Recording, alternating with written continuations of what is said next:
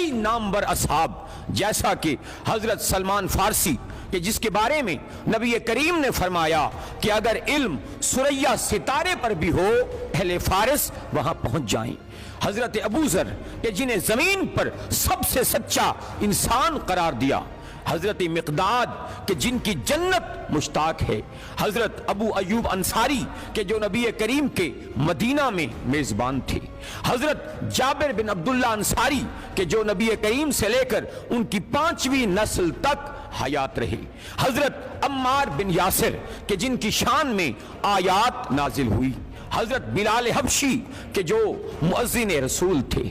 تاریخ ان کے بارے میں مکمل خاموش نظر آتی ہے، ایسا لگتا ہے کہ جیسے نبی کریم کے وصال کے بعد وہ اس دنیا سے غائب رہے اور بس شہادت یا وفات کے وقت دنیا میں کچھ دیر کے لیے آئے۔ آخر کہیں تو کچھ غلط ہوا ہے کہ ان شخصیات کا ذکر کرنا عیب سمجھا گیا، اور دوسری طرف جو افراد نبی کریم کے وصال سے 2 سال قبل مسلمان ہوئے ان کی سوانح عمری سے تاریخ بھری نظر آتی ہے۔ نبی کریم کے وصال کے بعد ایسا کیا ہوا کہ ان کی آل اور بہت سے اصحاب کو تاریخ نے مکمل نظر انداز کر دیا؟ کہاں کچھ غلط ہوا کہ نبی کریم کے وصال کے بعد ان کی آل کے کسی بھی فرد کی طبعی وفات نہ ہوئی؟ تمام قتل ہوئے، اور قاتل بھی وہ کہ جو ان کے جد کا کلمہ پڑھتے نہیں تھکتے تھے۔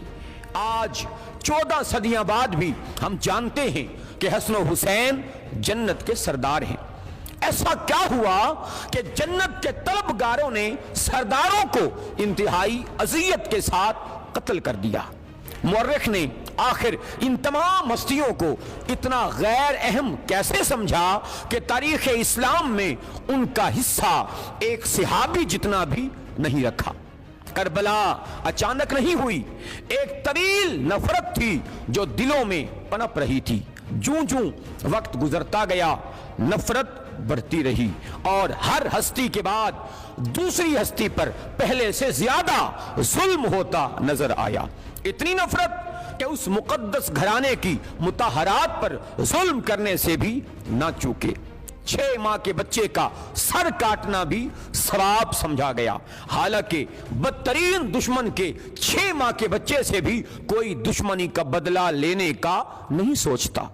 امت نے تو آل رسول پر ظلم کیا ہی تھا، مگر مورخین نے ان سے کہیں زیادہ ظلم کیا کہ جن کے فضائل تھے انہیں چھپایا، جبکہ ان کے دشمنوں کے فضائل سے کتابیں سیاہ کی۔ واقعہ مباہلہ میں بنص قرآن 5 ذوات مقدسہ میدان میں توحید کے گواہ بن کر پیش ہوئے، اور قرآن مجید نے انہیں صداقت کی سند عطا کی۔ واقعہ مباہلہ کے کچھ مدت بعد ان 5 ہستیوں میں بزرگ ترین ہستی کا وصال ہوا تو جنازے میں کتنے کلمہ گو تھے؟